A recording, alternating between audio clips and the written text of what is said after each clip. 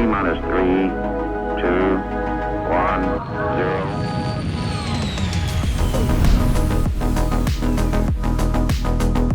0. Hey everybody. Before we get started on today's podcast episode, I'm going to make a little amendment.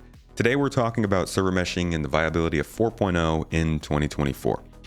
During the recording of this podcast, like in real time, a developer went into somebody's Twitch chat and released some information, pretty important information, regarding how server meshing is being implemented and how 4.0 is being tested. Putting my own feelings aside about the way this kind of important information is released that I think anybody could benefit from, summarizing it this way, basically 4.0 Lite is kind of in testing. And what I mean by that is 3.24.2, the patch that's in Evocati right now, is including the 4.0 code base. If you've seen my video about how updates work in Star Citizen, I will leave that in the show notes or linked here on the podcast. But essentially, this is how 3.19 related to 3.18, how 3.17.2 related to 3.17. Basically, any dot patch that comes out, or some of the other major patches, will retain the code base of the patch before them in order to help the devs focus more on building stability, on making that code base specifically stronger. So in practice, and especially with this patch, this means that they can essentially start testing the patch that the code base belongs to and work through the glitches, the instability it might see, and all that other hubbub, while we're still doing things like running preview channel server meshing testing. So in this podcast episode, we tend to set a more reserved outlook on what things are looking like for server meshing, and you'll notice that. But we also do say that the information is always changing. We're getting updates. Things can change left and right as we're getting closer. So things like this can happen. And what this means is that instead of, like we say in the podcast, the testing for 4.0 and Evocati would have to wait for the preview channel maybe to finish up and for server meshing to get more stable, for them to do all this stuff. This kind of allows them to test both the 4.0 code branch of updates with certain features and things alongside the server meshing testing. This is going to help them speed things up, supposedly. And we don't know that for sure, but this is definitely a positive change when it comes to testing 4.0. Now, again, I'm not drawing a comparison to 3.18 in the sense that it was so unstable, but you guys remember how 3.19 was much more stable than 3.18. That's because they stayed on that code base that allowed them to build the stability of the patch. So this could be a great thing. This could be seen kind of as 4.0 Lite. It's not all the features. It's not everything included, but it does allow them to start getting ahead of the game when it comes to releasing 4.0. Doesn't mean everything's dandy. Doesn't mean that we're getting a confirmed 4.0 this year or even PTU, but it does make things more positive in outlook and more likely than we let on in this podcast, as you'll notice. That being said, I think this is a great talk. We go into a lot of detail about the world without server meshing, or at least Star Citizen's world without server meshing, what it might look like, what this version of the game does look like, and just in general, setting expectations low, hoping for a good surprise. And yeah, that's it. I'll probably put a video out about this to go into more detail, but for now, here's the podcast with TenPoundFortyTwo talking about server meshing and what it's looking like in the next couple of months. Hello, my friends. Welcome to another episode of the Launch Sequence Podcast. I am Space Tomato, and this is your number one space game enthusiasm podcast where we talk about the development and struggle of Star Citizen, as well as some other space games at some points. Today, though, we're going to be focusing on server meshing, everything around it, involved with it, leading to it, the wait that we've waited for it, the patches we're getting instead of it, and how the testing for it has been going so far. And for that talk, I've brought TenPoundFortyTwo on, a return guest, somebody who's been looking at the kind of technical side of the tests that have been going on. So we are going to tackle this inside and out, whether server meshing has been worth it and how it's been going so far. Thank you for joining me today, man. How are you doing? Good, thank you. Thanks for having me. It should be fun, and hopefully, maybe it'll be funny. Who knows? It's a funny thing to talk about. So, yeah. I'm sure the comments will be plenty funny. Please give me your best server meshing jokes down below. Make them creative. I want to laugh. Before we get to the whole talk of server meshing, though, let's talk about kind of what's currently going on in Star Citizen. That is Alpha 3.24.2 is now in it's kind of hitting Evocati on and off. It's not like permanently in Evocati, right? I think it is up now. Is it right now? Okay. Yeah, it's up now. Okay. There's a build up now, but yeah, Have you gotten to try it it? was on. Yeah, I did. I tried. I had about an hour and a half just to run around. It's one of those things where I was really trying to get to one of the new caves. So there's now acidic Ah, caves in, and I spent a load of time getting close to it, and because you can only currently spawn in Area 18, everything else doesn't work. And then the server crashed, and so I didn't see the cave, but I saw a few things. surprise. Yeah.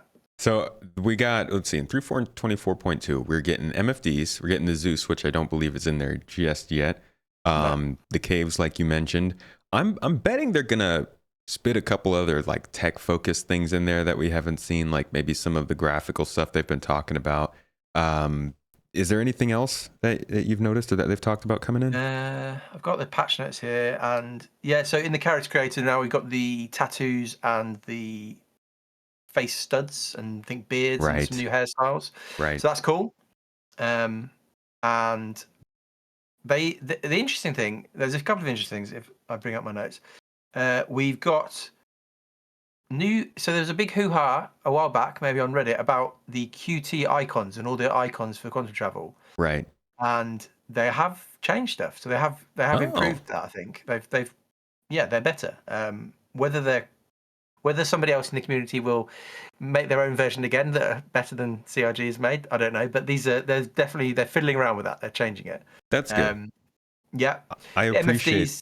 I Oh, appreciate gone. that they'll bring in like small changes like that in response to like that's part of the whole testing process. And I will say that I like that it doesn't clutter up your whole screen when you turn on quantum mode, but definitely when I'm looking around, have a harder time figuring out which shapes are talking about what. I don't know if it's something subtle they do or whatever it is, but glad to hear that they're fiddling with it a bit. Yeah, I think it's better, but yeah, probably like everything, it's not the final version by any stretch. Right, But right. yeah, no, it's good. There's new cloud, so well, not new clouds, maybe clouds we've expected for a while. So if you think back to some of the old CitizenCon, I think demos where we saw these crazy cloud formations, then we've got some of that, and so that's cool. They seem to be. I mean, I know that you sometimes don't necessarily want to spend all your time talking about master modes, or maybe you do, but I I I had think my dedicated master modes podcast a couple weeks ago, but yeah, yeah. we can do it. We can dip our Well, toes. I don't really have anything much to say, but they have changed some of the. They are messing with some of the balancing, and some of the boost speeds seem to be changed for ships. So that will obviously cause its own drama. But Oh again, boy. we want them to change stuff. We want them to fill with stuff. So I think, yeah, from what I saw, all I could tell was that at least in the ship I was in, the boost speed seems to be reduced. But I mean, I can't give a proper overview of what has changed. But they are changing things at least. I think I've heard some yelling and hollering about that. Yeah. We'll Yeah. see where they go with it. Yeah, Arena Commander has had a couple of. So the front end has changed, so it doesn't look the same anymore, which is a nice update. It looks better. It's not obviously going to change the game, but that's there. There is now a Good Doctor map. So you know the one of the FPS maps. I don't know. Can't remember what planet it's on. It's That's like a annoying. savannah kind of. Yeah, that one. And you can put there were some tank modes that I think were on it. That is now available in free flight, so you can fly around it. Again, doesn't really change anything, but they've added that. So the way I would describe it is with this patch is that there's a lot of kind of stuff in there. So it's quite quality of life type stuff, but there's nothing in this patch that's going to blow your mind, apart from maybe the Zeus, if you're into the Zeus. So Which is not in yet, right? no, so that's not in yet. Yeah. But I think that will be the big thing. And obviously the MFD stuff is really good, and functionally it's much better. We've obviously seen a lot of it in ISCs recently, and it is definitely an improvement. But it's not. It's a little bit like 3.23, where a lot of things came in that were kind of quality of life changes. But then I think when you scratched a bit deeper, you found the game kind of was the same game. It just looked a bit better and was a bit more usable. I think there's nothing really in this patch that I think you'll think, oh wow, how amazing is this patch? I think Yeah. Yeah. it's just a good little patch, which you'd expect for a dot patch, really. Yeah. It's an iterative patch. And for a lot of people who are maybe getting into Star Citizen more new over the last year or so, or maybe even people who weren't like paying as much attention or just wondering what the heck's going on with 324. How do you take these patches? 324.1, 0.2, and I'm assuming we'll see a 0.3 for IAE if this one's coming out before CitizenCon. Does it feel like they are trying to move features forward into these patches into the 324 branch in order to let us down easily if 4.0 isn't making it in Q4 or something? Put on your tinfoil hat. Oh, good speculation. Well, we normally get a .1 at least, don't we? And normally get a .1 is normally the .0 goes live, is completely broken, and then they scramble to fix everything in a .1 patch. That's typically how it works. And I think that kind of is. I think the .1's been going on almost, I think, every single patch maybe since like 3.10 or 3.9 or something like that. Like it's tradition. Yeah, and so that is normally a bug fixing one. But then, yes, like you say, we sometimes get these other dot patches that get features in and things like that move forward. And so your question was, are they trying to let us down by moving some things forward from 4.0? I think it's probably way too early to say exactly what's going to happen with 4.0. We probably can get onto that when we talk about the server meshing stuff. But yeah, they are definitely, these things have moved forward from 4.0. Some of these things were scheduled for 4.0. So there's no question in my mind that, and we could go back and look at what they've said over this year, but 4.0 from CIG's point of view is late. It's not coming when they originally intended. Obviously, they first talked about summer. Then they started talking about Q3, and now I think this patch probably might not have existed had everything gone to plan. Yeah. With server meshing, I think you're right. I think we'll get a 3 patch. I think it will be the IE patch. I was quite positive that we might see some sort of signs of 4.0 before in the P2, maybe before CitizenCon. But with all the testing, and again we'll talk about again with the server meshing stuff, that's basically not going to happen now because they're working on server meshing in the 324 branch, and they're not going to move back any of that testing until they're not going to put it into the main branch until they've worked out what they're doing, and there's no signs that they're going to be done anytime soon. So yeah. I think the real big hope was that the testing that they're doing right now would have been occurring back in like June or July, so that we could expect, okay, well, they're clearly getting something specific with server meshing figured out, and then it hits Evocati in like September or August, and we see that patch come in October. That was obviously like the probably what they had planned, what they wanted to do. But that has not happened. And at this point, like you said, even if they're hitting the tech preview channel right now, and 324 is in Evocati, or 324.2 is in Evocati, then they're definitely not going to put 4.0 in Evocati. So I have no idea what they're trying, but it is continue every week that we go on without like an Evocati movement from 4.0, it's getting pushed back more and more. And at this point, I think most people are assuming it's not going to come this year. And it feels like it all kind of comes back to that MMQ, was it? The messaging service they were using that kind of they've realized wasn't working back in like April. Yeah, I think as much as we would love CIG to come out and explain exactly what the heck happened with 4.0 this year, based on what Jared said at the end of last year, the whole list of things they were going to test in the tech preview channel, what they don't tell us these sorts of things, unfortunately. But if they did come out and say what happened, explained the reasons behind it, I think NMQ has got to be the main thing. I think, like in the past when they've obviously working on server meshing for, you'll know better than me when they first mentioned it, but it's been years and years at this point, and I think they just hit another roadblock, another bump in the road that required them to veer off slightly, do something else. So the NMQ messaging system basically for the network just was not up to scratch, and so they've had to rewrite it. That's taken them from the end of May, was it roughly? And so I think you're right. I think that's the explanation for what's happened this year. That CIG didn't anticipate having to do a major rework of that system. Until CIG say any more, I think that's what they've said, and we kind of had to just go with that, really. Yeah, it's just like that's how this works. The development, you run into a problem and you have to solve it, and so it's hard to tell people, okay, trust what they're saying if they say that it's going to be in 6 months, because they don't even know. They can go into the testing just like they did this year, come up with something that's a problem and it pushes it back all that way. And it's like the less and less people are believing even the launch windows of these patches because of that. Yeah, it's almost funny at this stage how bad they are at estimating. But like you say, that's because this stuff is hard to estimate. That there is no like, well, server meshing will take this long because the way they're doing it, and people will argue that other games have done it in the past, but there is no kind of, they can't look at something and say, oh, this will probably take this long. They're guessing. They've always been guessing. Every date that they've ever given us has been a guess. And I mean, if it was your parents lying to you this much, lying's maybe a strong word.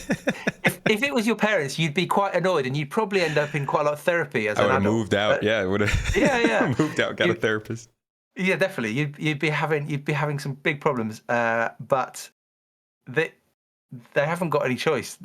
They can't just stand up there and say, we've got no idea when this will come. If they'd said that 6 years ago, I don't think people would have been very happy in the opposite direction. So it just is what it is. It will take as long as it will take. It's not an easy thing, and let's hope they actually get it, because if they don't get it, we're in even bigger trouble. If they can't make this work, we're in a lot of problems. And it's kind of like, I know, people take these kinds of discussions as saying that server meshing will solve everything, and that's not necessarily the truth, but server meshing is the roadblock that they've hit so far. And I think every single year up until this point, that's been the thought process, is like, man, we really hope this will work because a lot of the way this game is designed is based on that. And that's why I wanted to have this show, so we could talk about what would have been the case if we hadn't gone down the road of server meshing, if this was a game that was based around more of a traditional model of loading and unloading game content, and how much would that have helped with the development. One of the things that they said yesterday, we were doing Citizen Central, and Board Gamer had said, if they had told me in 2016, when they delayed Squadron 42, that it would take another 9 years to release the game, and he wouldn't have been that pleased. And I'm like, dude, that's a single player game. Like that's not necessarily behind the same wall of server meshing, and it's 9 years that it was delayed, assuming it doesn't come out in the next few months. And it's wild, man. They're dealing, I think, with a lot of blowback because of that, and all this 4.0 server meshing stuff. Yeah. I mean, Squadron 42 better be good. Let's put it like that. It better be good, dude. It better be good. I remember when I thought it just needs to be a decent space game. No, it needs to be good.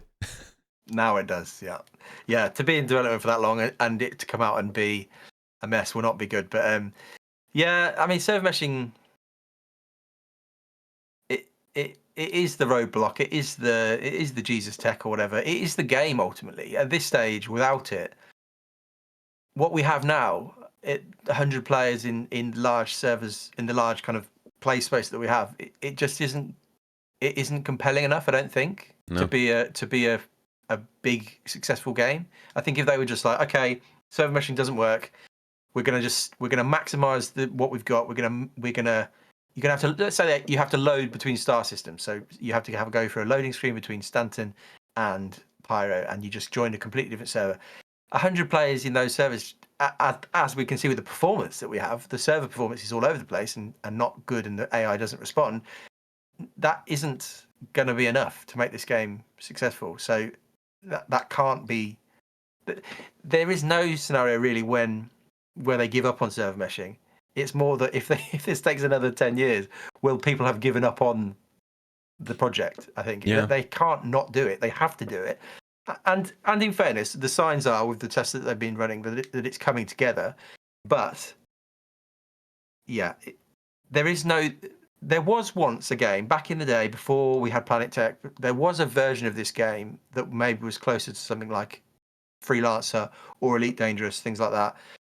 Maybe not quite Elite, because the scale of Elite is obviously giant. But there was once a version of this game back in the early days that could have been out for 5 years by now. But in reality, I think that game would have come and died. There wasn't enough in it, in that original vision, And I think part of the reason why the funding has just gone out of control and the excitement around the game is still here, and there's still people like us following the game after so many years so closely, is because what they are trying to do is spectacular. The vision is spectacular. It's just whether they can reach it. But the original vision wasn't spectacular. It was just very cool.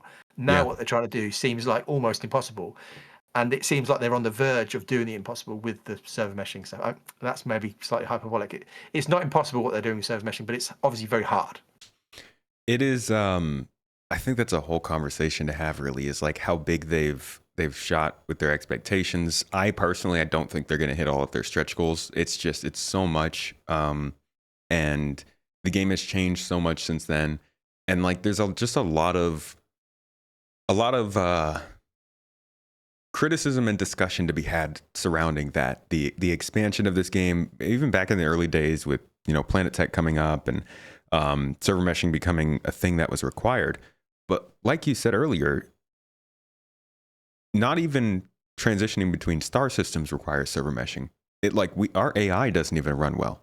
And you talk about a player cap of 100 players, you could have that in Stanton and still be completely lone because there's no AI flying ships around or doing anything. And that's the kind of stuff that server meshing is also required to run.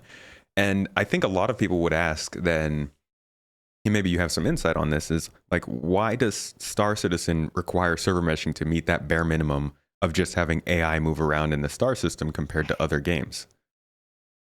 Yes, that is a very good question. And I can guess at what the answer is. I mean, the play space is large compared to, as far as I'm aware, any other game. So, and there are, if you were to count the amount of things going on, if you were to squish maybe Stanton down into like one location where everything is basically connected, it would still be a giant play space. There'd still be a lot of AI going on. There'd still be all sorts of systems running that would require the server to be working basically. And so effectively, even though it feels quite empty at the moment, there is still a lot going on on that one server. The server is still having to look after all the bunkers, now all the distribution centers. Anytime anybody goes anywhere where there's some sort of AI stuff, the server is having to sort all that stuff out. So it is ambitious. Or even what we've got now is ambitious, but it's too ambitious because it doesn't work. And so they knew that. I think they've known this for years. They've been talking about server meshing. Can you remember exactly when was the first mention of server meshing? Go on. Well, You'll know this.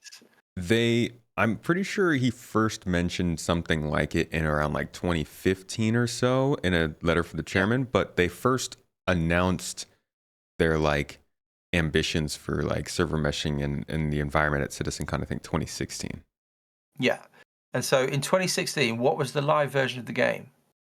Oh, it was 2.3 maybe, 2.4. Yeah.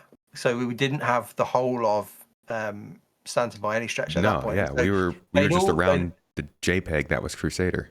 Yeah, and so at that stage they'd already identified that, I think that what they had wasn't going to scale up to what we have now, and unfortunately it's just taken so long to get server meshing to work that they've had to keep scaling up what's in the persistent universe in Stanton, and all the devs know. Whenever you hear a dev comment about server meshing or AI performance or server FPS, they're all basically saying, they don't say it like this, but like, we know, we all know, we all know the problem, and we all are hoping that server meshing is going to fix the problem because we know that things don't work. And basically, the ambition and the development of the game, from a content point of view, although you could argue the content hasn't been that ambitious, has completely outstripped what they can support in Stanton. And so you just have this broken.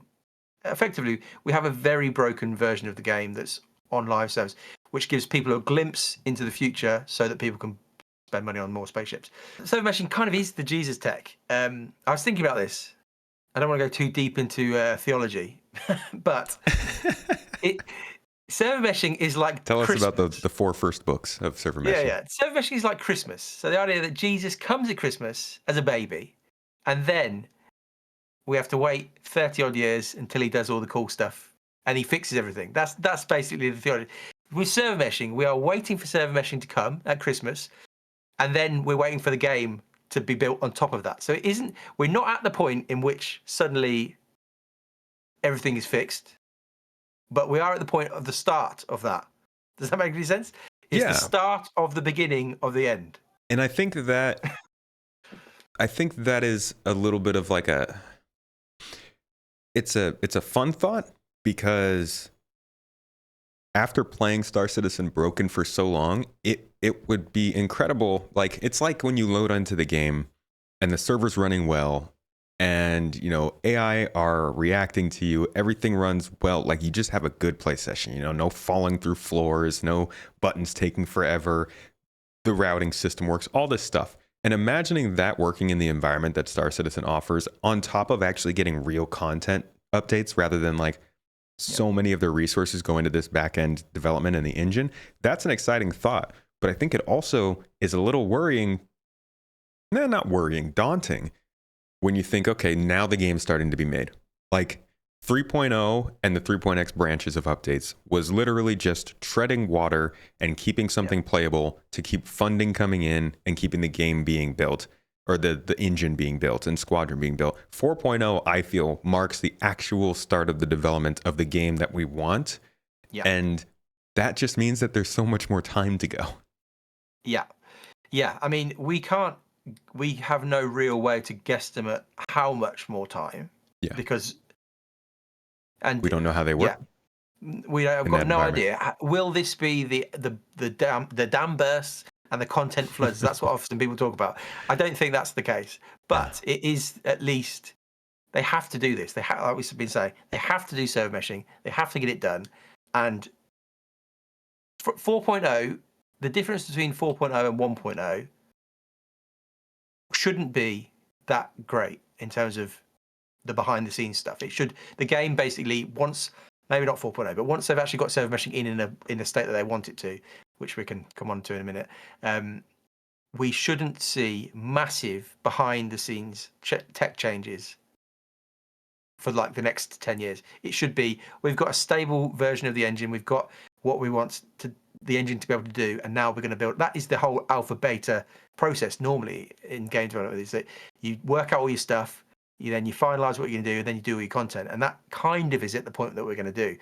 If they don't, because obviously we know CIG and we know Chris, they do like to do random big tech changes out of nowhere. So if in 5 years they're like, AI can do everything, and they suddenly announce that we're going to be reworking everything to make it work with the AI and stuff, we might be in trouble. God. But I think... with Rich Tyra's focus, the whole thing of focusing on 1.0 in that letter from the chairman, I think there's a sense where we're finally getting to the beginning of the end, and then the middle can maybe start.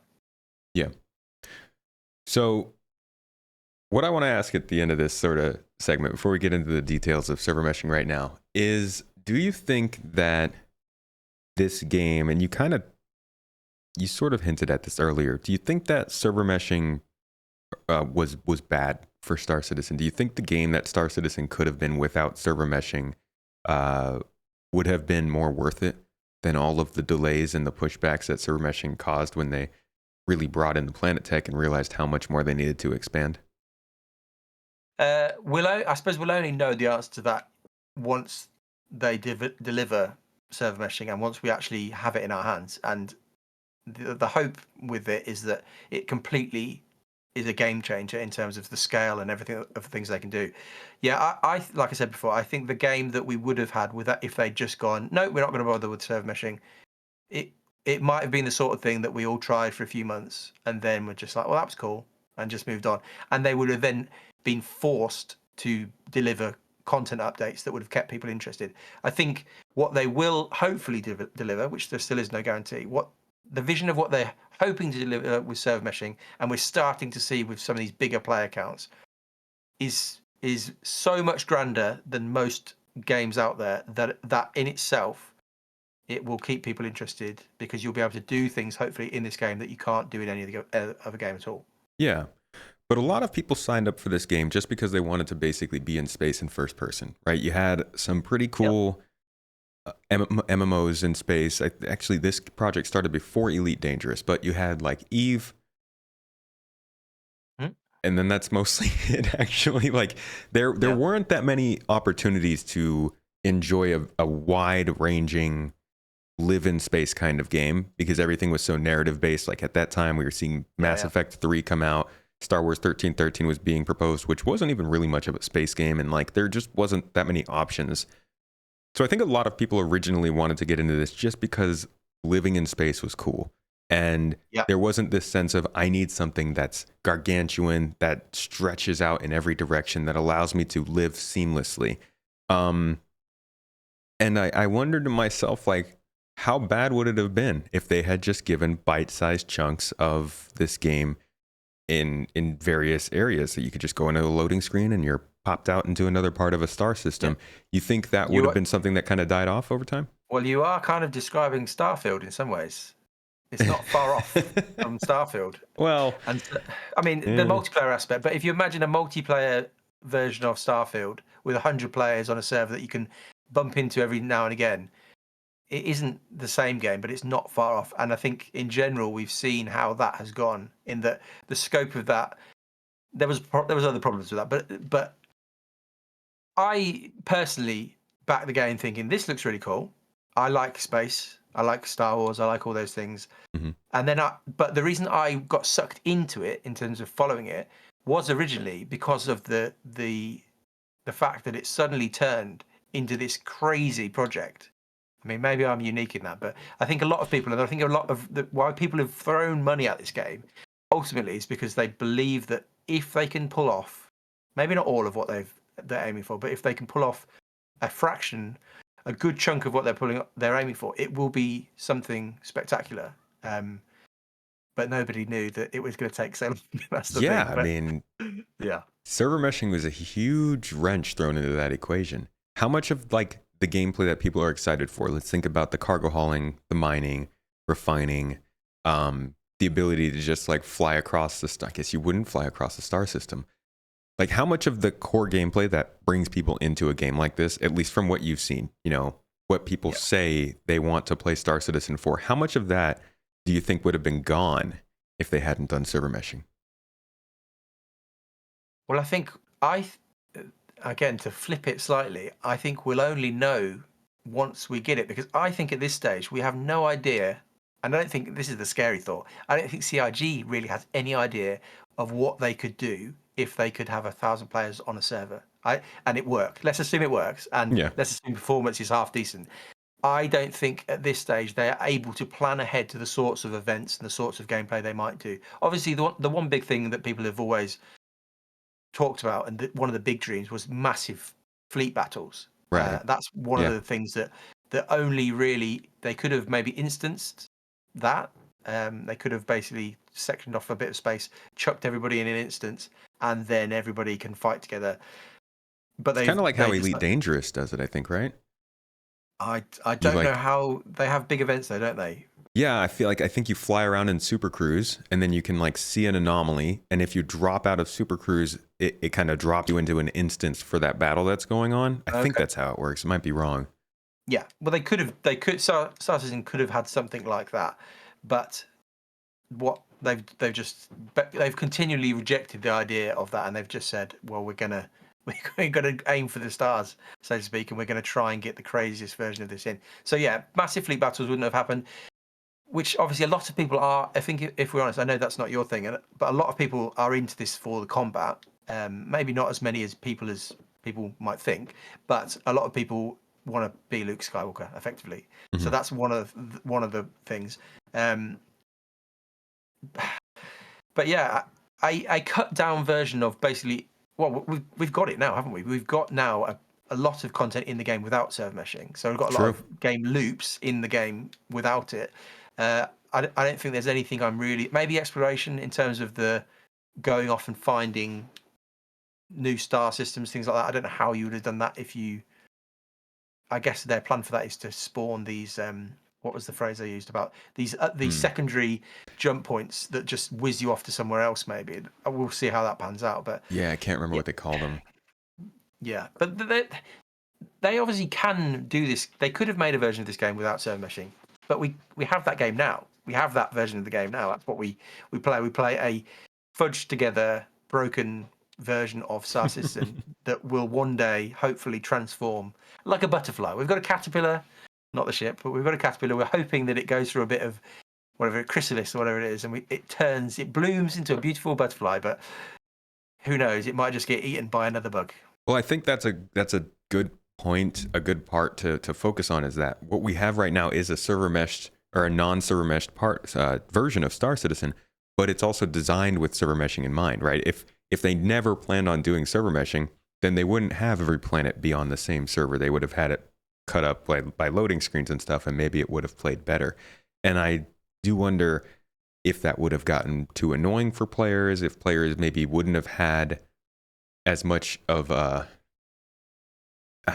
we'll call it the imagine factor of like how amazing multi-ship gameplay could be. Maybe there wouldn't be as much detail in all of the spaceships or the locations. Like it's a future that we will never know, but I do wonder, and I think a lot of other people also wonder, if they had decided not to go after this sort of technological holy grail, at least at the moment, gameplay is always moving, or game technology is always moving on. Server meshing at some point will be an old thing, but right now it's still new in a lot of different games. And I think a lot of people wonder, if they hadn't shot for that, what would we be playing now instead? It's a good question, and it is a question that, like you said, we can't really answer. Maybe the slightly scary thought is that CIG couldn't answer that when they originally changed that, as in they had no concept of what was going to pan out. If you're one of those people who think CIG are just stringing us along, we're deliberately slowing down development so we can make more money, that I think that thought process, if you think it through, is not a good one. But there's no way that CIG have deliberately been having a bad go at server meshing for this long. Like I think they had no idea that it would take this long when it started, and it has hurt the reputation of the game. And some people have backed the game, given up, and walked away. And some of those people won't ever come back. That's the reality of it. So we don't know what the game would have looked like. CIG probably don't know what the game would look like, because they would. That's the funny thing. If you look back at all the 10 for the chairmans or everything back in the day, they were just making it all up as they went along, weren't they? Like Chris was just sitting there. He'd read a question from a backer and be like, "Oh, that's a great idea. We should do that." Freaking biggest recipe for feature creep ever was the 10 for the chairman. Yeah, it was. You were seeing the inner workings of Chris's mind, and it was fun. And at that point, as a person who's following the project, there wasn't really much else to. They had to provide some sort of content, and obviously, what we have now with ISC and Star Citizen Live is so far ahead of what we've had in the past, and it doesn't get called out very often. I think that those shows get a bit flack for when they do bad episodes or when they go on a break or whatever, but they're so much better than what we had in the past. But yeah, CIG have been on this road, and I think, I mean, you've made videos about this in the past, but not maybe in the last few years, but I think it took them a while to actually have any idea what they were planning. And I think we're now starting to see the fruits of that with server meshing coming, is that this is something they have planned and has been planned for so long, and this hopefully will mark some sort of change in the which is why it's 4.0. It's not just a dot patch. This is a significant change to the game, and let's just hope it actually is a significant change to the game, and it's not just something we look back on and be like, well, that didn't do anything. I mean, it will. If it works, it will change the game. Agreed.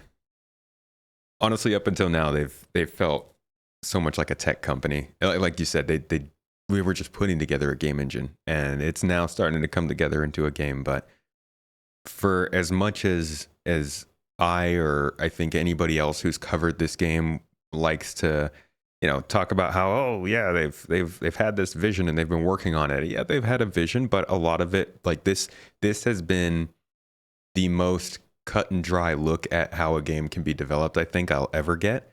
I don't know how many games come together like this, but I think a lot of games that are new IPs in genres that maybe haven't been tackled by the studio or by studios that haven't made a game before, I can imagine this is a lot of how it would go. And maybe it's not as big grand swings as Star Citizen has had, but like things being made that end up being unnecessary, things being tried that end up being setback after setback, like all that kind of stuff. I could see that happening with something like, what is that game called? Star Wars Eclipse, Elder Scrolls 6, GTA 6, like all of these massive games that end up taking years and years to develop. I could imagine that kind of stuff happening behind the scenes. And when it comes to trying to make an MMO alongside like a AAA single player game, it's frustrating, but it makes sense. And like you said earlier, some people will leave, sometimes forever. And I think that's valid. I think you should. I think there is 100% reason to leave this game behind for a lot of people because this isn't what they signed up for. This is a lot longer than a lot of people expected. And at the end of the day, like, it's better to just go and enjoy other games that have actually come out and are enjoyable to play than to wait for a game that maybe will never be what you want it to be.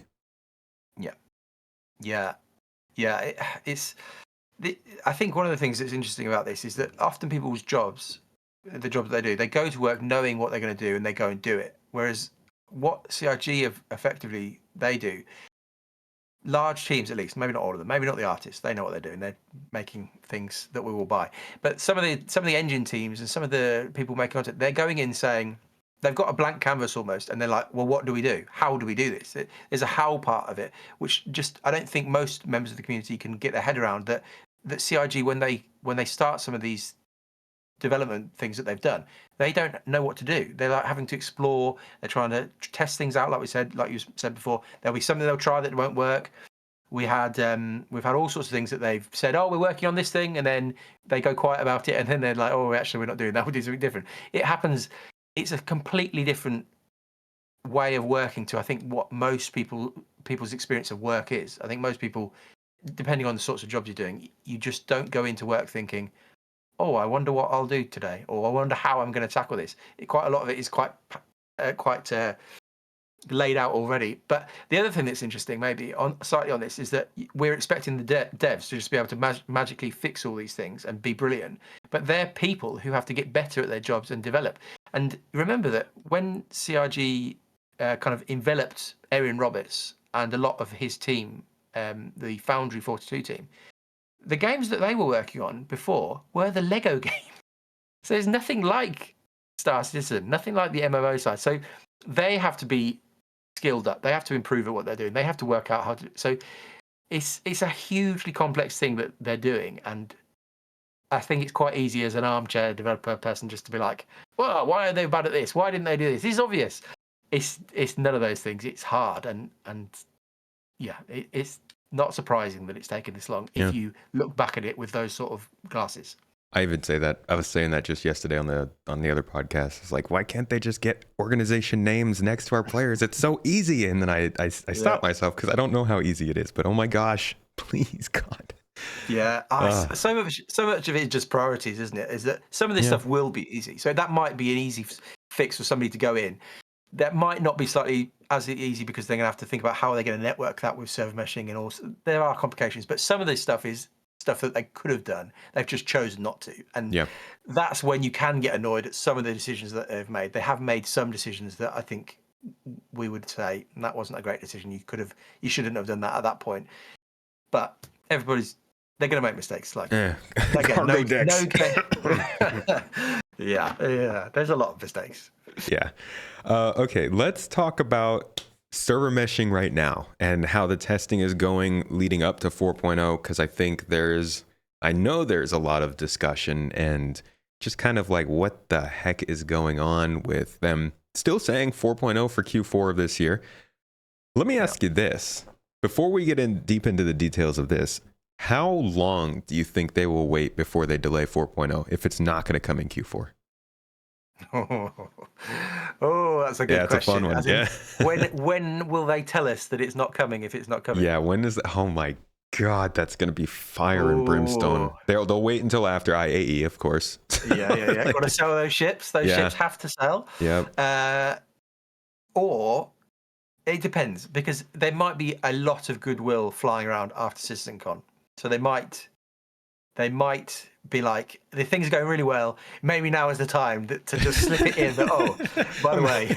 Imagine Chris just comes out and on stage at the end of CitizenCon. He's like, thank you, everybody. I'm glad you enjoyed this. We're going to try and get all this to you next year, including 4.0. Okay, bye.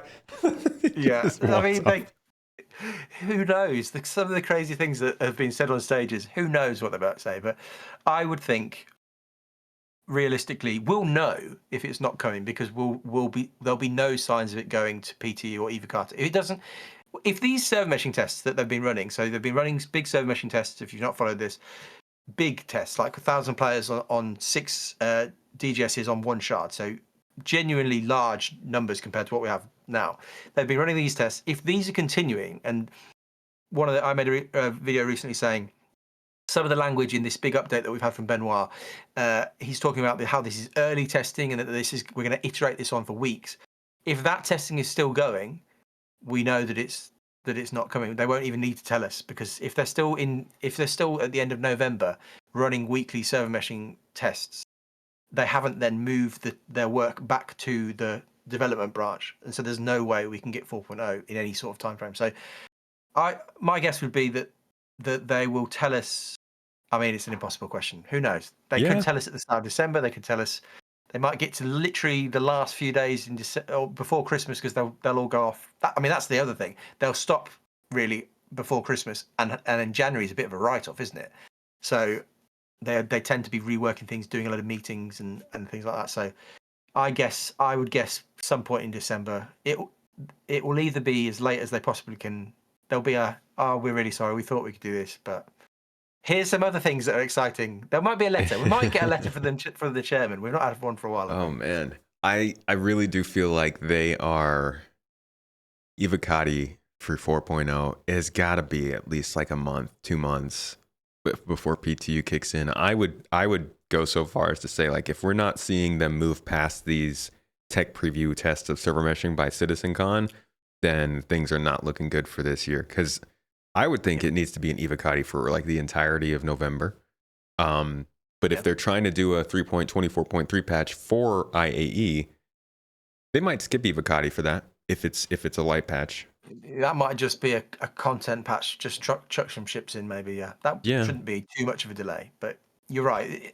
I think when in my head, I still don't see any scenario in which 4.0 goes live this year. I think the best case scenario is that it's in PTU. Yeah, I think we're about at that point. And that could be December the 23rd or whatever. They just throw it out there for Christmas, say, good luck, it's really broken, but you can technically play 4.0 in 2024. That's still unlikely in some way. Some people would say there's no chance of that happening. So, and honestly, we don't know. They don't know. They have no idea. CIG don't know yet. That's the scary thought. Yeah, and that's why, like, don't put it on the release view. You know, I think that the 4.0 patch is killing any sort of trust people had in the release view, because up until this year, the release view was pretty reliable. You know, the progress tracker was like, okay, it's there, but it doesn't really tell us that much about timing. Release view is like, if something ends up on the release view, then we are pretty sure it's coming when it says on that view. If it's not, they'll just strip stuff out. But for something like 3.18 or 4.0, they couldn't do that. And I don't think they put 3.18 on the release view until they were pretty sure about it. I don't remember clearly. Do you remember when that ended up on there? No, I've blocked all of that out. Yeah, from my mind, it was traumatic. But like, this 4.0 being pushed back on the release view over and over means that how is anybody going to even trust that at this point? And that was kind of our go-to for, like, if it's on the release, because one of the biggest things that I saw and felt this year was like, okay, 4.0 is on the release view roadmap. That has never happened before. We've gotten in 2019 that at CitizenCon, it's coming next year. In 2022, letter from the chairman said it's coming by the end of this year, but they never actually put it on the roadmap until this year. And I feel like they are now kind of burning themselves by having it on there, but continuously pushing it back. And it's looking more and more like it will be pushed back again this time. And you say they'll have goodwill from CitizenCon, but man, this could be it. Rather than softening the blow, it could just completely destroy the hype of CitizenCon too. Yeah, I mean, I think ultimately, as much as we're joking, I think 4.0, they might not even mention it at all. They might say, it's coming. I think they won't want, they've already said, when I think at the end of the last ISC of the series or season, they mentioned looking at the future beyond 4.0, didn't they, or something like that. Yeah. And so I think there's very little that they'll want to mention. I think they'll want to. I often talk about the fact that they have short-term pieces of hype and ships that get people excited, and they have long-term goals that people look to and think, well, that's something I can imagine. Like, we're going back to the imagine stuff. And Yeah. I think they're heavily going to lean into 1.0 as the imagine what's this going to look like in the future 5 years down the line. Maybe let's not hope 5 years down, but yeah, I think 4.0 will possibly be just swept under the carpet at CitizenCon, and the hype will build around other things. And it's funny, this community does have a great ability to get excited about something and just ignore. It happens every year, doesn't it, at these big events, and even at the big ship sales. Everybody gets really. I mean, it's not the same people necessarily, but the louder voices maybe on the internet, Reddit, and things like that. There's like, oh, how amazing! We love this. This is incredible. And then a few months later, oh, we hate this. This is awful. And It's so that cycle. yeah, You it's know the it. cycle. It goes round and round, round and round. But I think they'll manage to push. I think they'll show enough things at CitizenCon this year that look really cool, that people will forget that last year they showed a load of things that were really cool We and still they don't didn't have. quite deliver the ball. I think people are just, that's what people are like. They'll see some bases and they'll be like, in their mind, they'll think, I'm going to build my own space base, whatever, or on a planet. And I think they'll think this is going to be great. I think we have to, maybe this is insulting to the whole of the community, but we are ultimately we can be quite easily swayed by pretty pictures. We're squirrel-like. Yeah, that's a good Or way to put it. dog-like. We see the squirrel, it's Yeah. just like, what? Yeah, Oh. yeah. I think that's what happens, and I think CIG have exploited that to a certain extent in terms of just giving us big ships at various good points. They're so. I always people don't like this, but I talk about how the fact that the marketing department are so good at their jobs. They're so good, and they're also bad for the project overall. But they're so Yeah. good at what they do. But that's but why it's it's really bad. survived. That's why it's survived this long, because they are very good at marketing. Yeah. Yeah, man, God, the amount of jokes that this game will see when they come out at CitizenCon and they're like, here's the long-term stuff beyond 4.0 that you'll be seeing, when they haven't delivered like the 4.0 stuff from the last year. People are just gonna be like, okay, well, we'll wait until after next CitizenCon to expect this. And I think they've delivered over half the stuff they said at this last CitizenCon, which in their defense is better than they've ever been before. Usually CitizenCon stuff is nowhere to be seen for the first year and maybe even the first 2 years. So it's better, but compared to the way they were talking about that stuff, I think it's earned them a lot more pressure going into this one. Yeah. Yeah. The way that they talked about how they were really going to try and get this in the next 12 months. They've said stuff like they've never really given a 12-month time frame on stuff, but they've done that sort of thing before many times in terms of Chris has stood up and given dates, and then he'll make the joke that he's not going to say dates, and then he'll give a date. Yeah, and it's he'll give like, a date. Dude, you got a problem, man. But when does it become our fault that we believe it? When is it on us that we're like? Oh, I'm accepting responsibility for that. I have believed them way too much. Yeah, it is a semi kind of abusive relationship that we're in, but we still hope. And the thing is, with 4.0, and this kind of happens when they deliver the big things eventually, because they have a good track record, especially with the tech side of things. They do actually deliver tech. It just takes a long time. They've done it. Yeah. If you look back through, they do it. It gets there. Once it is done, we'll forget all this rubbish. Like, that's what happens again. People just, they have the squirrel come along, something else we'll look at, and we'll forget. Like, do you regularly think about the drought of 2.6.2 or whatever it was to 3.0? I've forgotten it. I think I'm a unique case in that I do. But like, and I also think about the drought of last summer. Like, there are definitely things I think of, but that's more because of the content I make. There are so many periods of this development that, you're right, just get washed away. We couldn't buy ships at one point. We couldn't send money to each other at one point. We couldn't even run FPS missions.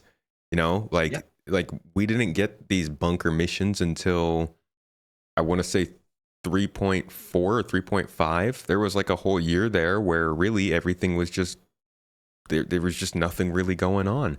And even after that, it was just bunkers, just one type of mission, just a couple of different locations. And yeah, like things have certainly changed. Pre-OCS was pretty rough.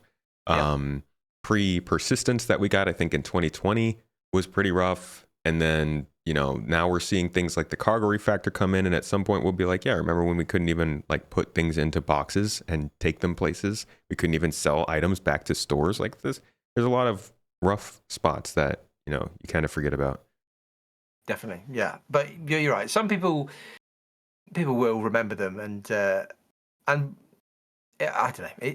The nature of this is that it's a forward. The momentum is always to push forward to the next thing. So I would say that we sometimes don't give them enough credit when they do things that are really successful. We're just like, oh, great. So now the massive cargo changes that are in the game, everybody's just like, well, yeah, we're bored of that now. Let's move on to the next thing. I mean, maybe that's an exaggeration, but we take it for granted that it's in and it works, and we're like, oh yeah, the game's got cargo, great. And so all the intense work they've done for so long, we kind of it just, again, it gets washed away as we focus on what's next, because that again is how they drive the hype and the excitement for the future of this game. Is what's next, what are we going to do in the future? And it's got pros and cons, but again, we're that parent that's never pleased. Like you bring home your report card with all the A's on it. We're like, okay, what about next quarter? Yeah, basically. Which I'm not going to say they're putting out all A's. Like they make their mistakes, and this stuff is broken a lot of the time. But like you said, the cargo refactor, which we've been waiting years for, will come out, and it's not that big a deal. Same will happen for salvage and all that other stuff. And really, I think that's because it doesn't plug into a game that's fun to play yet for people. I think we'll experience and appreciate that stuff more when there's a full game surrounding these game loops. Right now, they kind of stand alone. Yeah. But let's talk about the current server meshing testing. I know I said that like 10 minutes ago. We're going to get to it, I promise. How did the last test go compared to the test before it? Does it feel like they're making adequate progress in getting server meshing actually functioning for players? Yeah. So the last test was what they've called Test C. So there's a big post that Benoit has done, Bolt on Spectrum. I'm sure if you Google it or whatever, search somewhere, you'll find it. It's really worth reading if you've not read it. The last test was Test C, which was on the September the 19th. The previous test was Test B that was done on September the 12th, and then the first test was Test A that was in March. That was where they realised, Test A, they realised we've got a big problem with the network messaging queue, NMQ. And so then since we've had two tests in September effectively, the last test, the latest one, was significantly better than the first one. They were quite disappointed with the first one, is what CIG have, that's the words they've used. But the latest test, Test C, this happened in the middle of the night, so I didn't play it when it was full. I went on to a 500 player server with I think 4 DGSs. The next day it was still running, and there was only 200 people on. I was on the same server. People may have seen the Morphologist video where he's basically got everybody doing the conga at Wally's bar, which is very fun. Lots of issues that he exposed there, which was good. But server meshing itself in that scenario was working fine. You're still the main changes from the original March test on these new ones is that they've got the RMQ system in, so they've replaced NMQ. They've replaced it with this RMQ replicated, or whatever it's called. I can't remember. Replication message queue, I think. That's the one, yeah. And effectively, it's a new version of their messaging queue. So networking stuff. Or we don't want to go into any sorts of details with it, but basically they've done some networking stuff and it works better. And they found that it does work better, but effectively it's exposed all sorts of other issues with the server configurations, the code, all sorts of stuff. So they're aiming to do weekly tests now where they work on a load of stuff, throw it up for everybody to test, get a load of feedback, and then they work on a load of stuff. And the idea is that they're going to iterate on this and get us to a point where they can move all of this work into the 4.0 branch of development and then take it from there. But it is better. It's going better. There's still issues in terms of latency and things like that they've talked about working on this week. But if you were to say, is it heading towards a place where it's going to be releasable? but it's definitely heading there. But there's a way to go. I think. Let me read you this bit if I can find it in the thing. So while these early results are promising steps forward, we're aware that challenges remain. They're committed to tackling it through rapid iteration, always aiming to improve your gaming experience. So Benoit, this is Chief Technical Officer guy, early results, and they're promising steps, but we're aware challenges remain. That to me does not read like something that's coming out really soon. Okay, It reads to me like there's still a way to go. And I personally thought that when we got to this stage of us testing server meshing, I thought, well, they'll have worked it all out, and we're basically just testing that it works. But it isn't that. It's the opposite way around, in that we're basically giving them the data for them to build the system out. And I think we could be in for a bit of a longer ride than I originally thought. But this is all speculation, so who knows? Maybe it could come out tomorrow. Oh God! So we are further back in the process than would have been thought earlier this year. Yeah, and I think we mentioned before the key bit of that is the NMQ system couldn't cope with the amount of network traffic effectively going, and that's why we got these massive interaction delay things. When we first did that original server meshing tests, I think I got out of my hangar and got out into space, and then but I was having 30 minutes of interaction delay. So I would say I actually ended up crashing into a hangar. 30 minutes later, my ship exploded. So that's the sort of level that it was at. But now that delay is down to in the test the last test B that I did, that was down to around the 10-second mark. But other people had it worse. But they're getting better, effectively. Do you think that with the progress that they are making with it, and I know they're doing these stress tests that bring it up to 1,000 players, obviously they have the chance to either boost our player capacity or boost our performance, or they could do some mixture of both. Do you think that there is a path for them to take the much smaller player capacity just to get this out to the game? Or do you think they are like, we need to make sure that this is robust and it can handle a lot before we launch it? Like, basically, could they just say, okay, we're going to just double system population to 200 people per system, and then we'll put it out that way and continue to work on it until it could be a lot bigger? Or do you think they're going to wait until it is in a very good place to handle a lot more players? Yeah, so I originally thought that they would do that. And actually, if you go back to, it was ISC where they talked about server meshing, and they said there'd be a follow-up, and then there never was a follow-up. You remember that one? With Clive. Yeah, the one with the Post-it note. In Manchester. Yeah, the Post-it note one. Yeah. So in that one, they said, I'm paraphrasing here, but they basically said, we want to separate the delivery of Pyro and 4.0 and server meshing. They basically, in that, they said words very similar to that effect. They wanted to make sure that they could deliver Pyro even if they didn't deliver server meshing or something like that. And so my assumption was then that we would just get 4.0 with a very basic version of server meshing. They would basically say, well, just chuck, like you said, 100 in one, 100 in another, smash it together and get it out to the backers. But it does seem as though that isn't what they're doing. Because, again, if we go to this report from Benoit, it is basically they're not getting this work back into 4.0 until it works. And so there is no way now, I don't think, that they can just do a basic version of server meshing, or at least that's not what they're communicating. They're communicating a desire to get the game into to MMO territory, the sorts of numbers that you'd have on an MMO. And you could argue, as often Jared will come on a show and say, well, we could do this, but then we'd have to go and rework it and it would just be a waste of time. So they could, they probably, I'm sure they're capable of delivering a basic version of server meshing where we just get 4.0 with 100 in and 100 in the other. But it seems as though they're saying, well, that would be a bit of a waste of time because that isn't the long-term future of the game. The long-term future of the game, hopefully, is 1,000 upwards. So right.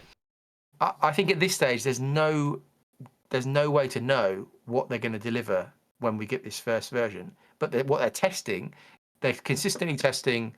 So they tend to start these tests with 100-player servers so that they can just make sure they get a baseline of how it performs. They then go to on the report, mid-sized configuration, so 3 servers, 500 players, and then they'll expand to a larger server configuration, 6 servers and 1,000 players, and then they tend to leave it up with a lesser number. So I think we're talking either 3 servers, 500 players, or 6 servers, 1,000 players, as what they've been testing. And so, is that what they're going to do for 4.0? Again, we've got no real idea. Yeah, and that's just one star system. When they introduce 2, would they then go to 2,000 players with 12 servers? Like Pyro is definitely a bigger space, so would that take more servers? There's a lot of questions I think involved in like, yeah, this is all the testing phase, but it's different when they take it to live. Are you a programmer? No, I've dabbled in the past, but no. Which is kind of why I appreciate how hard some of this stuff is, because I'm like, it's not as simple as you might think some of it. But yeah, no, yeah, you're right. I think the fact that we don't know if they're going to do 2,000.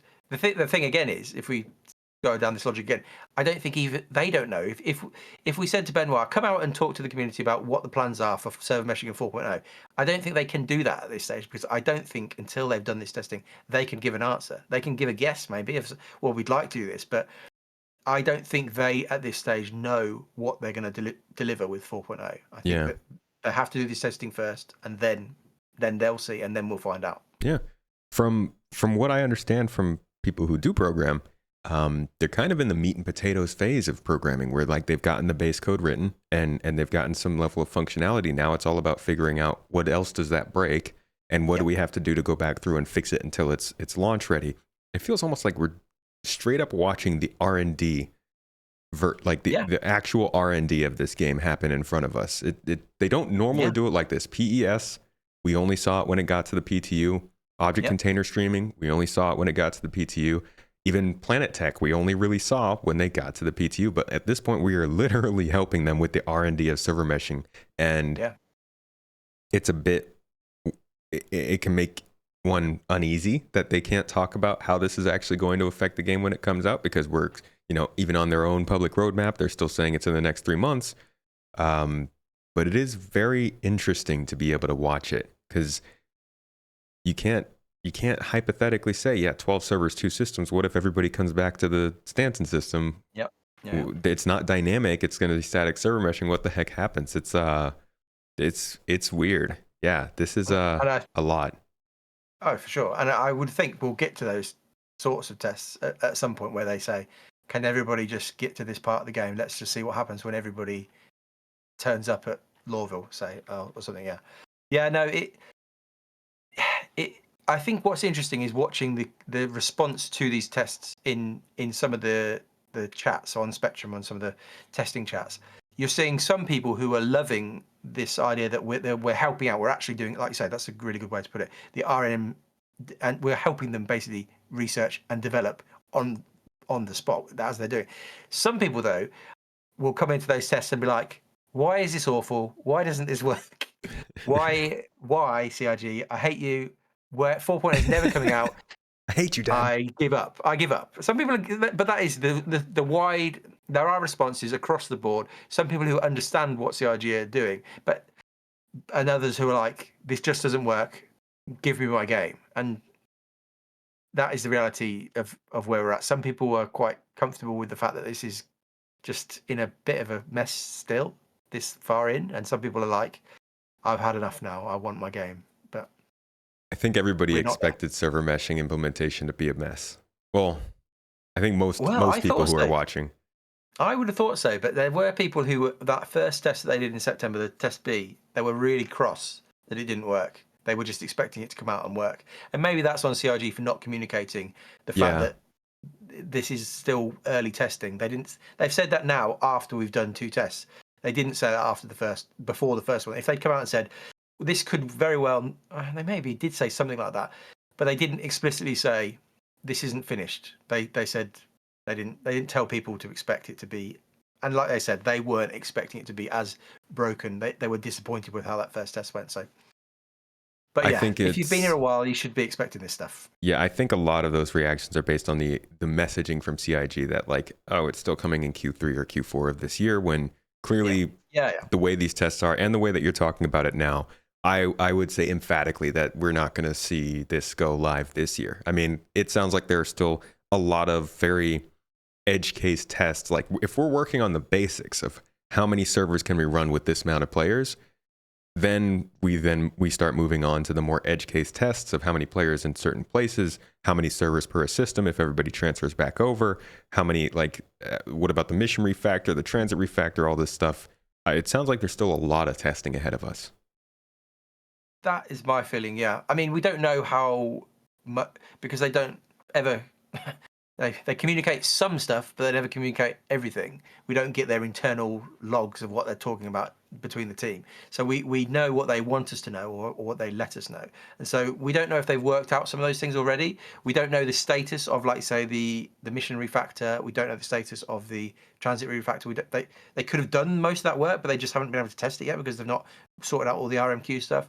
And we don't ultimately know how long any of the things that they still have to fix will take. It might be sometimes Evocati builds will be an absolute mess, and then suddenly it's being pushed to PTU, and suddenly things have just really quickly been fixed up. So it's really very hard to speculate what's going to happen. It isn't impossible that these tests suddenly start to move quicker. Yeah. But it's also not impossible that it goes the other way, and they take a while. We're in June still running these tests. Like that isn't an impossibility. It could happen. I hope not.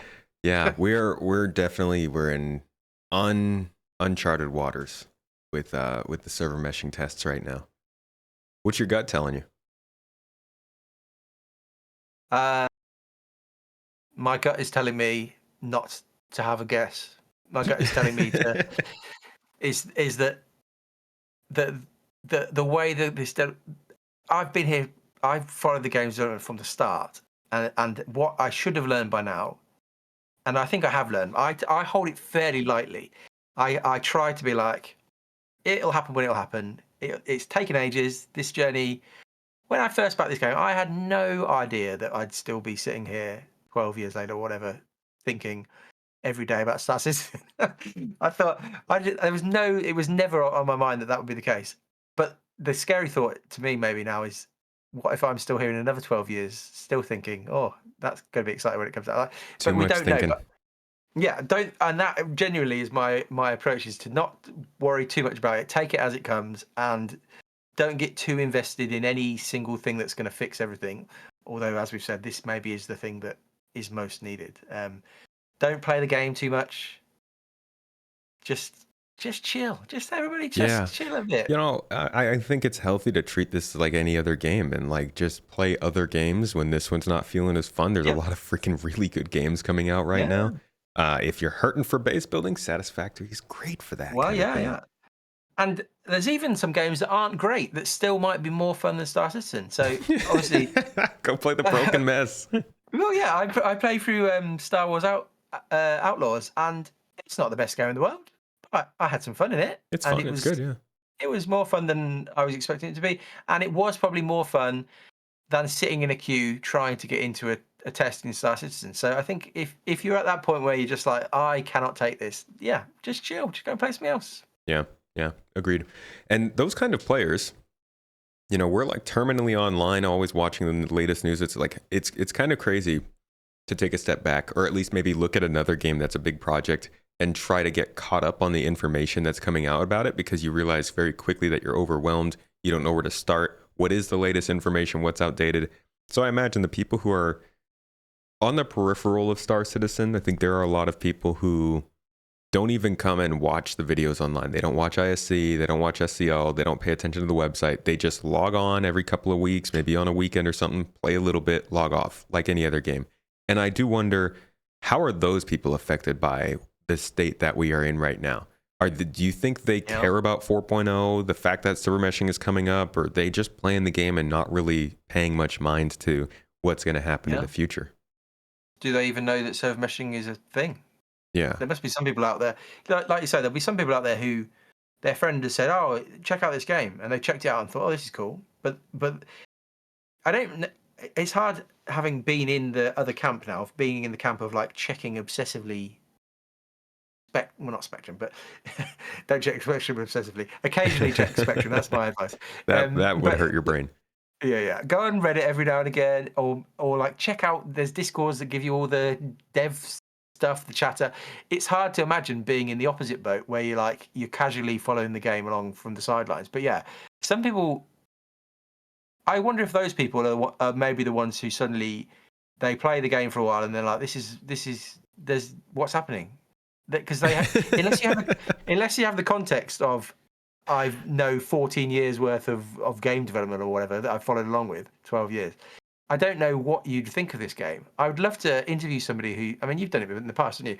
You've chatted to people who are new to the game, and what do they think? They must think, on one hand, they must think this is incredible, because we forget as long-term backers we forget about the things that you can do in game already that are quite impressive. Like landing on a planet is fairly mind-blowing the first time you do it, but when you've done it 1,000 times, you're like, well, that's what we do.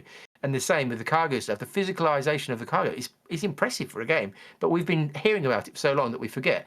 But people who are new, they must on one hand be amazed, and then on the other hand be like, why is this so broken? Where is it going? Like, this is. There's been a few reactions from bigger. I think Shroud had a very negative reaction. I saw somebody I believe so, about the game, and was just like, "What? Everybody's in a cult or something like this." I don't understand it, and I can understand that reaction. But I think other people who, when you delve slightly deeper and you have a bit more context, you're like, "Well, it isn't a cult." I mean, maybe it is a cult as well. Maybe it's a good cult. A cult where at the core of the cult there's a small level of truth to our cult, in that maybe this game one day will be the best game in the world. I think ultimately that's what everybody's hoping for. They're hoping for there's a small sliver of hope that this will in fact be incredible. But I think a lot of people on the outside would just look at it and be like, "There's no way that that's ever going to happen."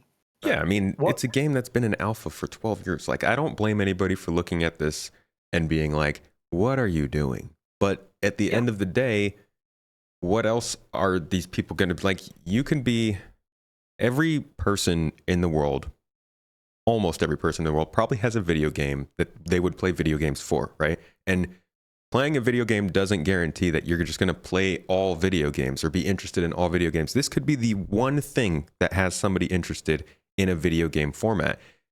Why would you blame that person for staying with it for 10 years if it's the one thing that they find interesting video game wise? You know, I mean, there's certainly a level of health involved with how much you put towards any one thing, but I don't blame anybody for following along on a project if there's no competitor to that project that can drag you away. And there are some competitors to this game in certain ways, but none that are really doing the same kind of things. And I think it's like, I don't think that makes you in a cult. I think that just makes you hopeful that the one thing that you're putting your faith in or your hopes in is actually going to turn out to do what you want it to do.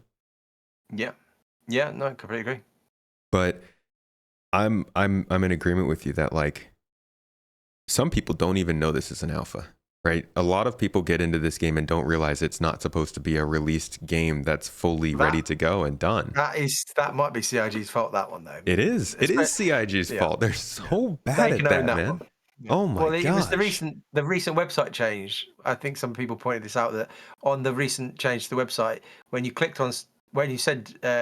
hovered over maybe Squadron 42, it was like in development, and it just said play 324 now, or play Persistent Universe now. It's like they've then edited that, they've changed that, and added now that it's still in development, because again, the impression that they were giving was that, and again through all the marketing, all the trailers for each patch that we get, they straddle this thing between, yes, this is a real game, and oh no, it's not real. They just switch when it's convenient.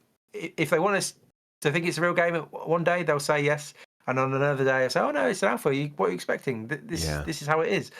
And that's the sort of stuff where I think, again, they have to straddle this line between bringing in as much money as possible and not making everybody hate them. But they definitely don't get it right all the time.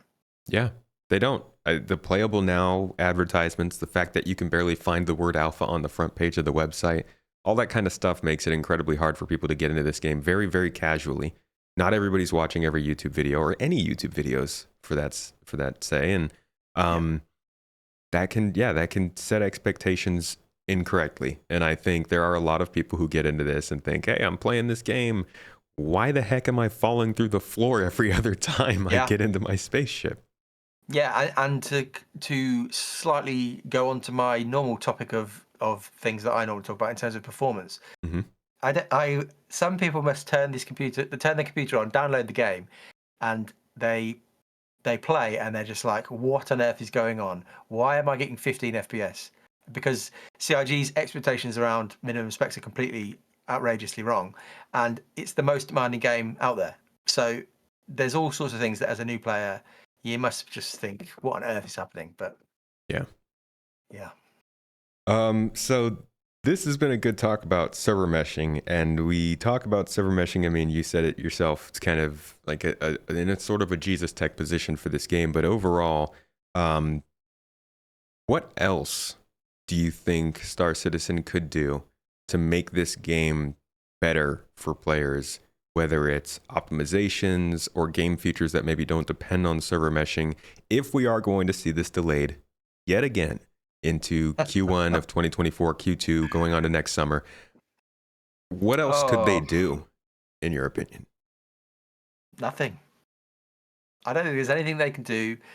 I think this is the thing that whatever the phrase is, ripping the band-aid off or whatever. This is the thing they have to do. I don't think there's anything they can do in the medium term. Let's not say medium term. Let's say short term. There's nothing that they can add in a single patch between. Say they do a three. Say they do a 325, Uh-oh. which they really shouldn't. Yeah, They really shouldn't do just that. keep doing the 324.5 Oh, and that will 6.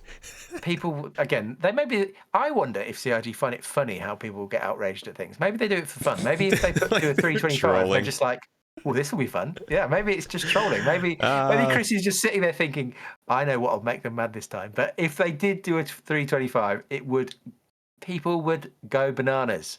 oh my And gosh. so I don't think they will. They're much more likely to keep doing 324.3s, 4s, 5s, maybe. But Even that though is going to be its own joke, it man. Like it they're it just would be. in a bad spot. Yeah. So I don't think there's anything they can do. There's no optimization stuff that they can do, because what's the point when they're going to have to rework it all for 4.0 when everything changes again? So they have to ultimately, to sum this all up, if you've literally just watched this bit, they have to deliver server meshing. They've got no choice. There's nothing else they can do that will improve things. They have to do it, and they have to do it as fast as they can. But we will have to just sit and wait until they get it done effectively. Their backs against the wall. Yeah, I think it is, and I think they can mask that with, like we said, with CitizenCon. They can throw spaceships at us. They can get us excited with all sorts of other things, but they have to deliver server meshing. And it doesn't have to be perfect. That's the thing. We've not really talked about the how it's going to develop. What we get in 4.0 should, in theory, be better by something like 4.5. It should improve. And we've not talked at all about dynamic server meshing, where servers will automatically scale based on what they need. That could be so many. That could be, on one hand, that could be years away. On the other hand, they've talked about how they're kind of already doing that. So we don't know, and they've not told us anything. But Yeah. yeah, they have to get it done, and I hope that they do. They've never really been in this position before. Because I know people will constantly joke about how, oh, every single year 4.0 is coming. I think the only times they've actually said 4.0 is coming was in 2019 and 2022.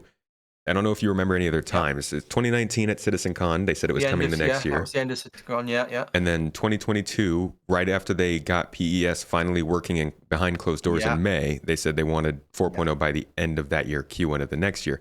But 23, I don't think they said anything about that. And 21, I don't think they tried to set a date. Can you recall? No, not that I can remember, no. Yeah. They were always just kind of like, server meshing is the step. We're working on it, but we don't know when it'll be. And then they came out this year and they put it on the release view. So now it is, the cat's out of the bag. Everything is dependent on this release. Pyro is still not here. The back's against the wall. And I feel like they've never been in this kind of a position before, where they have no other choice but to deliver on what they've been saying. And I guess, push has finally come to shove. Yeah. And we've not even talked about Pyro in any way in that. We're only focusing on the tech.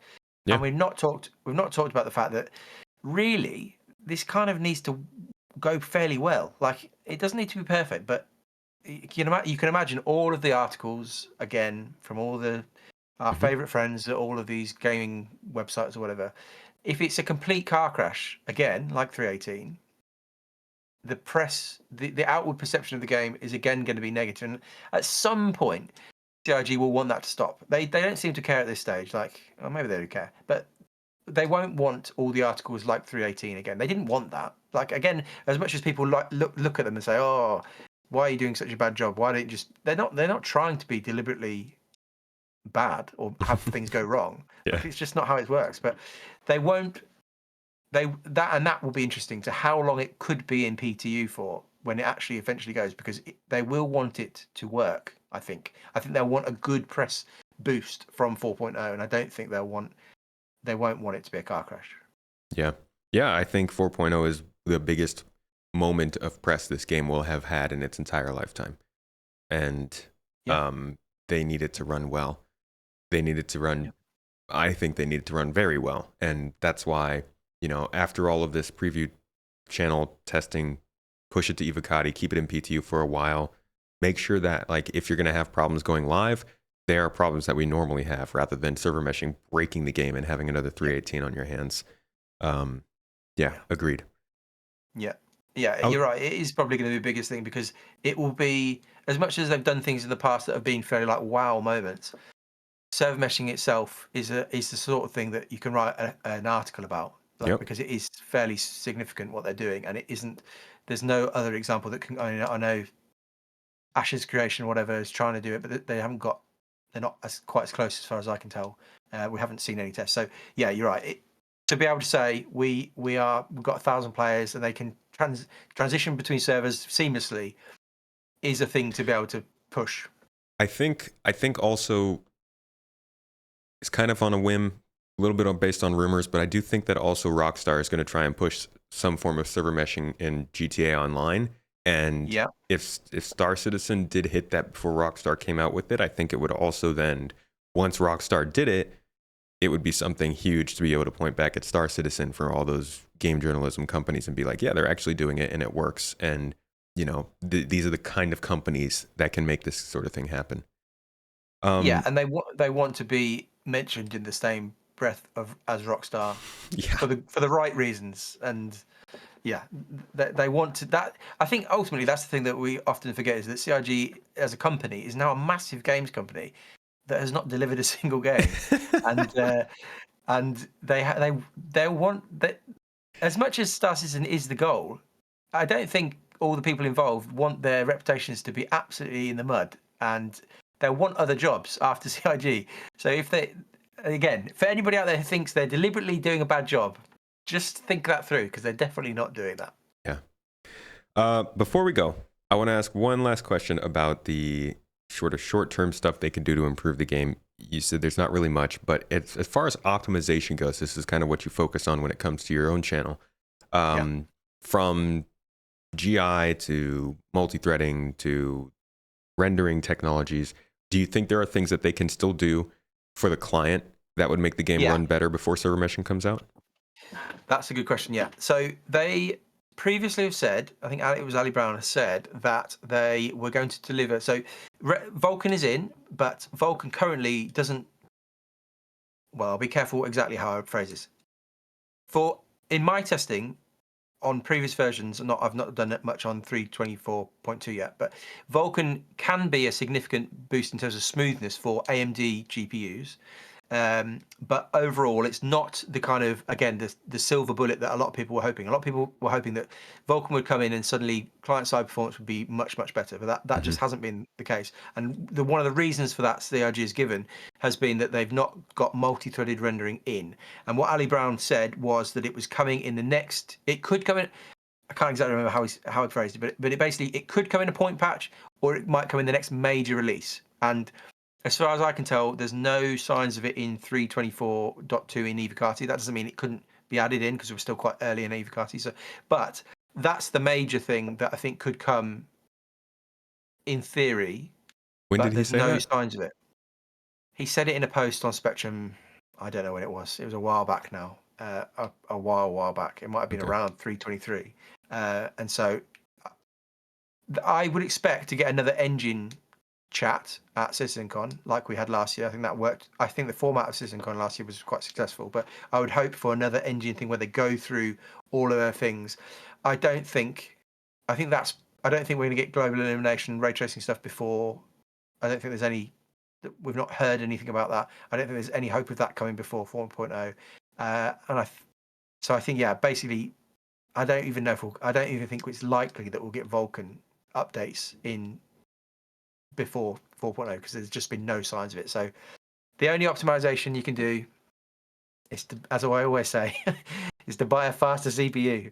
And if you're in the boat that we're both in with a 7800 X3D, you're hoping for AMD to release the 9800 X3D in the next few months and get like a boosted performance. That's really until the CIG, because that's the thing. As much as we talk about stability and optimization in this game, they're not at the point where that's a real focus for them. Sometimes they say, "Oh, we're going to do a bit of quality of life, bit of optimization stuff," but it's never something that they've really gone for. It's always been like, "We'll do a little bit here and there."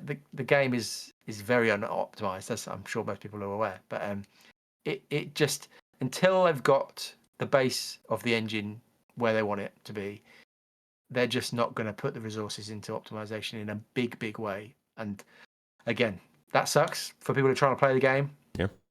But it just is what it is. Yep. And that's why, again, it feels like the game is not being made until after 4.0 and all this stuff comes in. But we'll see how that all goes. 10 Pound, thank you so much for joining me for this talk. This is a lot of good talk about server meshing, setting expectations, getting realistic about the rest of the year after, there was a lot of positive messaging coming from plenty of different places, myself included, throughout this year. And I think the year has gone better than people give it credit for, given some of the stuff we've seen. But I also, it has fallen short of what we wanted, and I think what CIG wanted. And it's worth acknowledging that. So it's been a bit of a disappointing year, but thank you for joining me to talk about kind of the one big thing that we were all looking for. Before you go, can you let folks know where they can find your content and what that kind of content is? Yes, so I'm very not online apart from on YouTube. So I've got nothing else, just a YouTube, TenPoundFortyTwo, and it's performance stuff. So it is, how do you get this game to run? And I dabble in things like the technical side of things, so the testing of the server meshing stuff, and occasionally I'll give my thoughts on other things, but no ship reviews. So if you're after ship reviews, I've yet to be convinced to do one. So maybe I do own a Zeus, so maybe this will be... No, it won't be the time. It won't be the time. I have not been doing ship reviews either, but I think I'm going to give it a try and see how it goes. People want to hear your opinion on ships. Yeah, you'd be good. Maybe once I start doing them, they won't, but we'll see. Either way, thank you again for joining me. It's been a good one. Thank you, everybody, for listening. Hope you enjoyed this talk. You can always find the audio version on Spotify or wherever you get your podcasts. But thanks for coming along on YouTube. If you're there, make sure to check out our other podcast, Citizen Central. That's more of a roundtable discussion, comes out about once every month about the big topics. And the most recent one is about what we expect at CitizenCon. So make sure to tune in. Thank you to our supporters who are here live. We appreciate your chat and your questions in the side chat during these. And if you are a supporter on any platforms, maybe join us on Discord. Check these out. One last time, 10 Pound, thank you again for joining me, buddy. Thanks for having me. See you all next week.